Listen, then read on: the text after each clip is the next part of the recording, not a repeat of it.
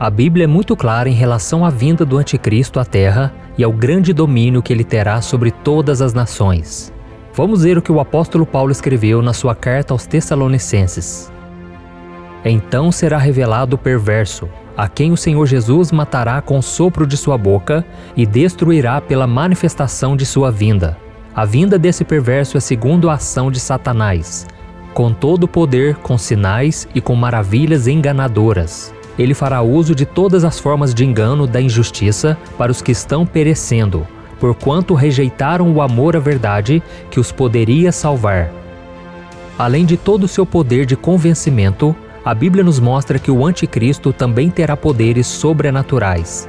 Em Apocalipse capítulo 13, está escrito que ele fará cair fogo do céu e realizará inúmeros milagres que encantarão as multidões.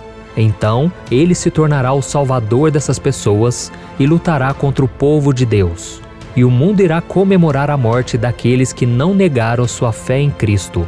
E quando parecer que o Anticristo venceu e derrotou o povo de Deus, Jesus voltará. A glória de Cristo cobrirá o céu e o seu poder dominará toda a terra. E então, Satanás será derrotado e lançado no inferno junto com o Anticristo e o falso profeta. Vamos ver o que a Bíblia diz. O diabo que as enganava foi lançado no lago de fogo que arde com enxofre, onde já haviam sido lançados a besta e o falso profeta. Eles serão atormentados dia e noite para todo sempre. E uma dúvida que quase todo mundo tem a respeito da volta de Cristo é: por que ele ainda não voltou? O que o impede? Quando ele vai voltar e reunir a sua igreja e então reinar sobre a terra? Afinal de contas, meus irmãos, mais de 2000 anos se passaram e até agora nada do Senhor voltar. O que ainda falta acontecer? E é exatamente sobre isso que eu quero conversar com você no vídeo de hoje. Nós vamos descobrir qual será a última coisa que falta acontecer para que Jesus volte, de acordo com a Bíblia.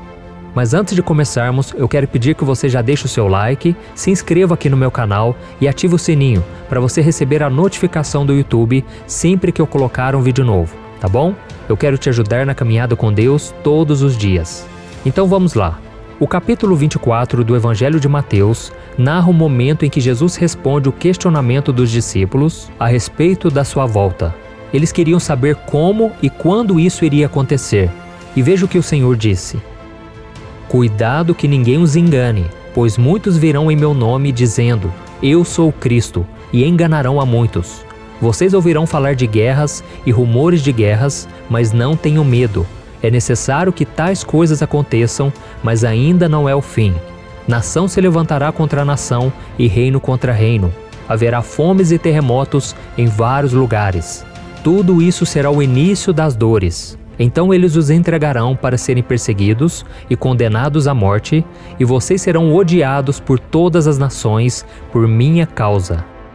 Olha isso, irmãos. Jesus queria deixar bem claro aos discípulos o que deveria acontecer com o mundo antes do seu retorno.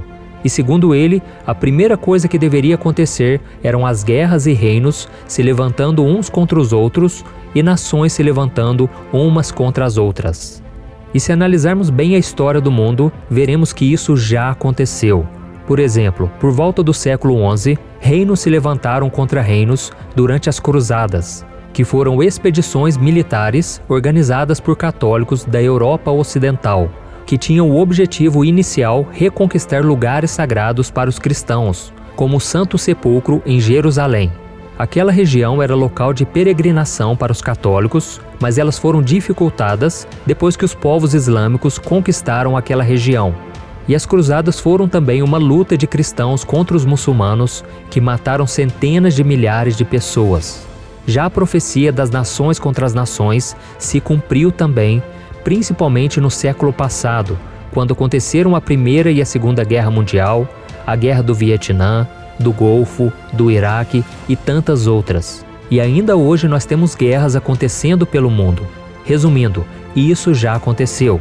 O segundo ponto da profecia de Jesus, que nos chama muito a atenção, é a que está no versículo 9 de Mateus capítulo 24, onde o Senhor declarou que os cristãos seriam perseguidos e mortos, seriam odiados por todas as nações por causa do seu nome.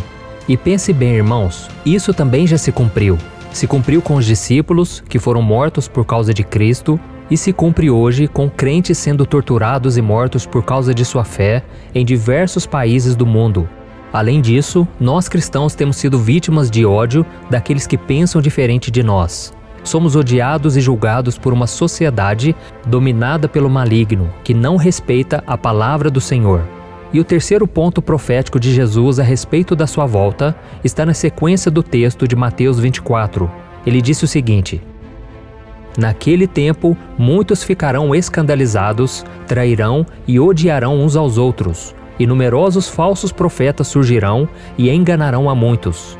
Devido ao aumento da maldade, o amor de muitos esfriará. E isso, irmãos, nós também temos visto hoje. Quantas pessoas você conhece que abandonaram a sua fé? Eu conheço várias, infelizmente.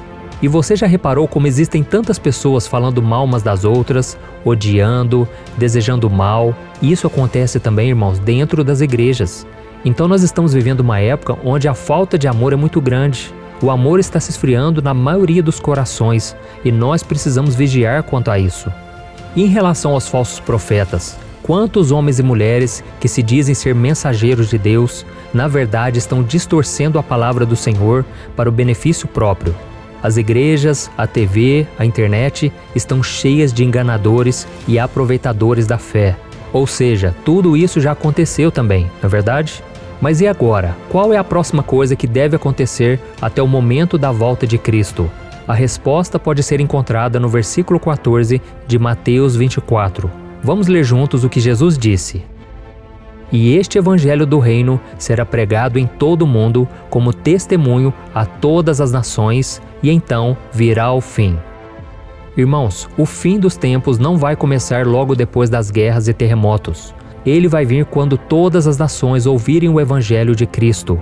Quando o Senhor menciona nações, ele está se referindo aos gentios, ou seja, a todos aqueles que não são israelitas. E naquele momento, quando Jesus estava conversando com seus 12 discípulos, somente os judeus em Israel sabiam da sua existência. Mas ele queria que eles soubessem que ele não voltaria até que todas as nações ouvissem a sua mensagem, inclusive nós. E essa parte da profecia também está se cumprindo. 2000 anos se passaram e o que aconteceu? A Bíblia, que é a palavra de Deus, se tornou o livro mais lido do mundo e a história de Jesus e os seus apóstolos continua viva até hoje, sendo conhecida por cada vez mais pessoas em todo o planeta, inclusive nas nações onde o cristianismo é condenado. Hoje em dia, praticamente todas as nações sabem quem é Jesus, mesmo que eles não queiram reconhecer como Filho de Deus. E muito disso acontece, meus irmãos, graças à internet e às redes sociais. Basta um computador ou um celular conectado à internet para que a mensagem de Deus chegue até alguém que está do outro lado do mundo. E isso é maravilhoso porque cada vez mais pessoas estão reconhecendo Jesus como o Senhor de suas vidas. Então, meu querido irmão e minha irmã, preste muita atenção a tudo o que está acontecendo. Se você estiver assistindo esse vídeo agora, saiba que isso não é uma coincidência.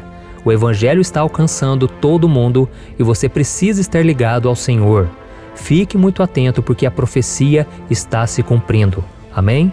Eu sei que pode parecer que Jesus está demorando a voltar, mas existe uma razão para isso. É que Deus, por causa do seu amor, da sua misericórdia, deseja que o maior número de pessoas se arrependam dos seus pecados e creiam no seu Filho para serem salvas. Então não seja como aqueles que zombam e que vivem de forma como se Jesus nunca fosse voltar.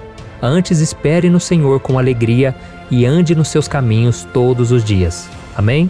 E só para encerrar, eu quero ler com você uma passagem que está em 2 Pedro capítulo 3, que diz assim: nos últimos dias surgirão escarnecedores zombando e seguindo suas próprias paixões. Eles dirão: o que houve com a promessa da sua vinda?